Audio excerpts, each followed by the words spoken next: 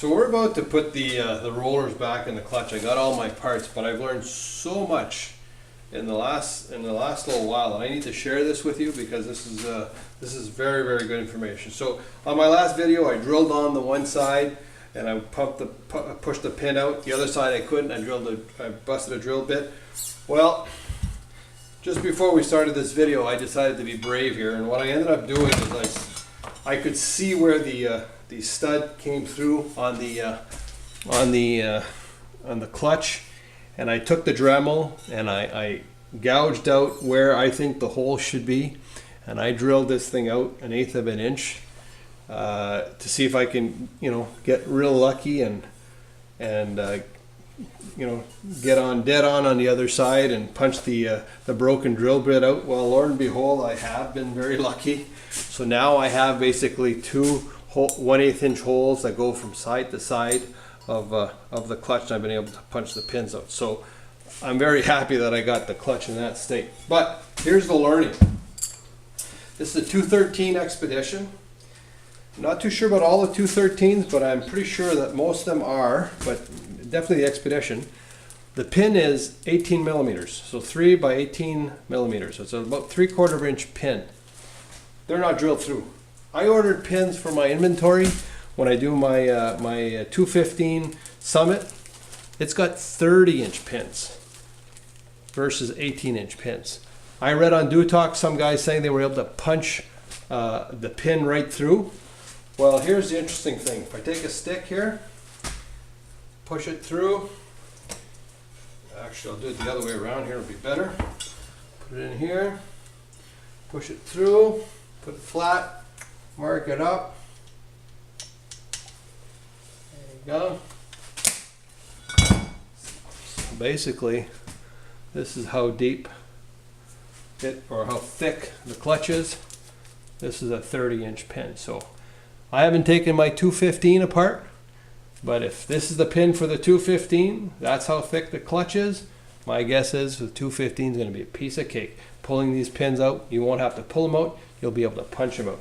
So I'm putting in the 1/4 inch pins back in this one here. I could have ordered the long ones, I guess, they're all 3 mil, but I'll put in the 1/4 inch one in.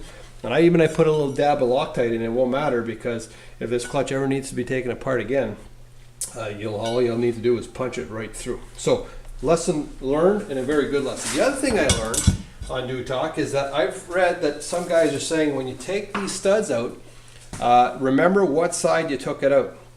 Now the 213 and up studs, they have the pins, 212 and down have the little C clips or E clips, and I did buy some, and I do have some somewhere here in this box of goodies, but anyway, it doesn't really matter. But the design is different, right? They changed design. Well, Fett Brothers on the internet are claiming that some guys are putting 212 and lower pins with the C-clip.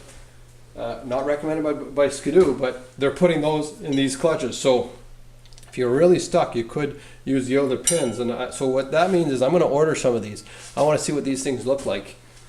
And that may be an option instead of worrying about these pins all the time. But the interesting thing is when you buy a new stud, it doesn't come with a hole. So this is the big thing about keeping track of where this stud comes out of.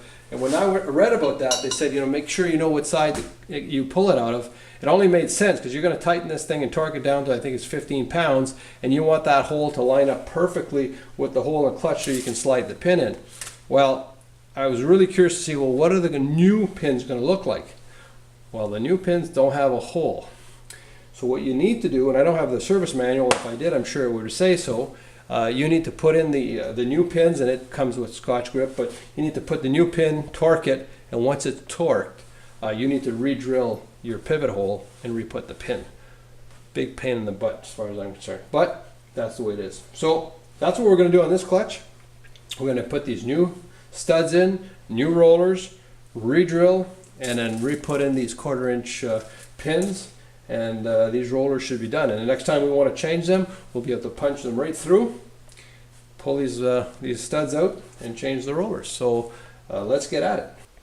All right, so I've got my my roller, my stud without a hole in it, a new stud, and the Norlock lock washer. And this is a Torx 27. I don't know, and I don't know if it's the 27 that's the issue or the size that's the issue, but I can tell you that I ended up stripping the two other ones, trying to take them out. So I just don't like that Torx 27. I don't seem to have the same type of issue with Torx 30s. But anyway, so what I'm going to do now is I'm going to put it in, torque it at 15 pounds or 20 Newton meters. I think that's what it was, 20 Newton meters. And we'll then have fun and drill the pilot hole. So I'm going to start it, and I'm not putting any Loctite on this nut or this stud. It has the Scotch grip on it, and that stuff is good. So I got this thing torqued here, ready for 15 pounds. Or so let's just bingo. So simple as that. One roller's in. And before I put the other roller in, we're going to have fun, and I'm going to drill my pilot hole with a 1/8 inch drill. So that's our next little project here. And if you remember, the last time we had a large contraption to drill, and that's what I did. I used to drill the hole actually the last time, but this is actually working out well here. So we'll do it like this, like that. And as a guide, I think I'm going to use a socket again, which is I think a very good guide. My cameraman here is going to give me my drill, and this drill has had its better days. So I'm going to try to drill this nut here without making my hole any bigger here.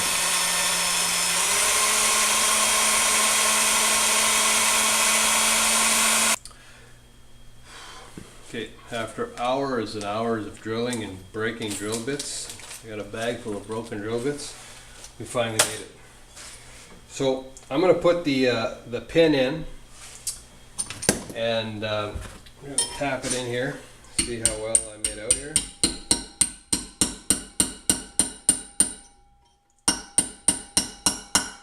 can see how that one didn't go in that easy. So I would say that it would be very, very difficult to take this pin out. The only way you're going to take this pin out next time is punch it right through, because I got a hole right through. So after cursing for I don't know how long at drilling that hole, I've opted to, even though this one's not in bad shape, to use the stud for the other side. I'll tell you one thing: you take one of these things apart, be super careful not to strip these nuts so you don't have to buy another one and you don't have to drill it, because drilling it, unless you have better drill bits than I do, is not an easy task. This is a 10.9 strength bolt, and drilling it with basic titanium bits don't work. Maybe cobalts would work, but I can tell you that didn't work. So we're going to put the other one now in. So we were almost done doing the other side was going to be a piece of cake. I was going to use the old stud, put it in, everything was beautiful. I got it in there, lined it up, I was about to put the pin in, and my son had this brilliant idea that I should maybe torque it.